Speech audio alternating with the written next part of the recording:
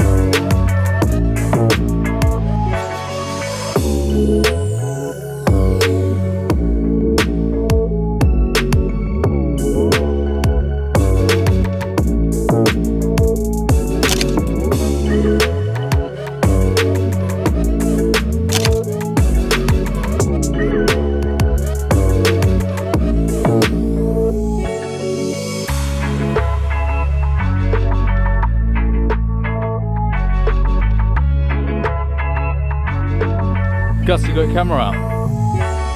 Shit, man, we've been out since 6:30. Where's your camera?